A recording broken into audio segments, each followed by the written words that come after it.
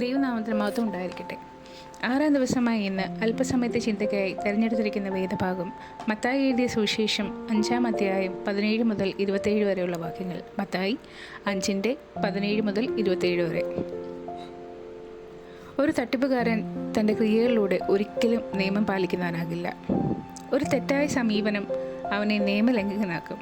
അതുപോലെ യേശുക്രിസ്തുവിനെക്കുറിച്ചുള്ള നമ്മുടെ വിശ്വാസം നിർഭാഗ്യവശാൽ പലപ്പോഴും തെറ്റായ രൂപത്തിലാണ്. ചിലർ യേശുവിനെ പഴയ നിയമത്തെ ഇല്ലാതെയാക്കുവാൻ എത്തിയവനായി കരുതുന്നു. എന്നാൽ യേശു തൻ്റെ ദൈവിക പ്രസംഗത്തിൽ താൻ നിയമം നശിപ്പിക്കുവാനല്ല, മറിച്ച് നിറവേറ്റുവാനാണ് എത്തുന്നതെന്ന് വ്യക്തമാക്കുന്നു.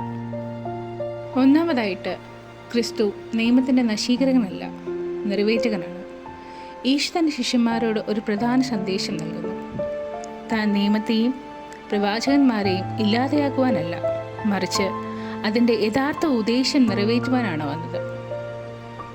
യേശുവിൻ്റെ വരവ് പഴയ നിയമത്തിൻ്റെ മൂല്യങ്ങളെ ശക്തിപ്പെടുത്തുകയും അതിൻ്റെ ആന്തരിക അതിശയങ്ങളെ വ്യക്തപ്പെടുത്തുകയും ചെയ്യുന്നു.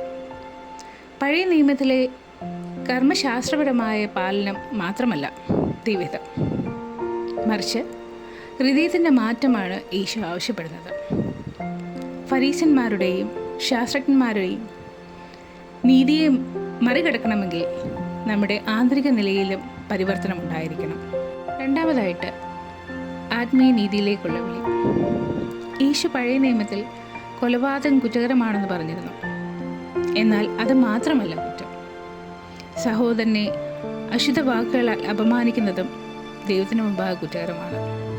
ഇതിലൂടെ യേശു വെളിപ്പെടുന്നത് ക്രൈസ്തവ നീതി ഒരു ഹൃദയ പരിവർത്തനമാണ്.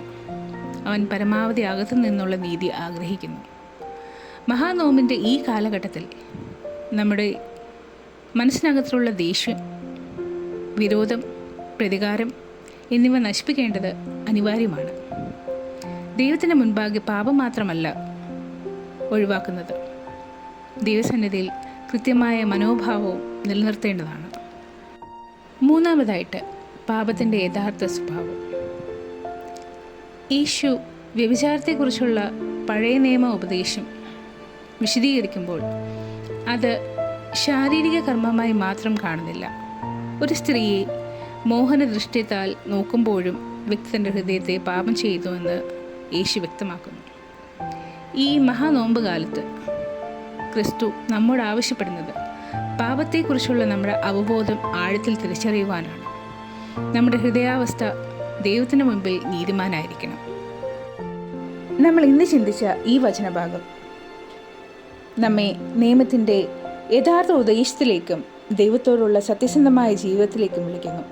ഈ മഹാനോമ്പ് നമ്മെ ബാഹ്യ ആചാരങ്ങളിൽ നിന്നും ഒരുപിടി ഉയർത്തി ആത്മാവിൻ്റെ പരിമളമുള്ള ജീവിതത്തിലേക്ക് നയിക്കട്ടെ.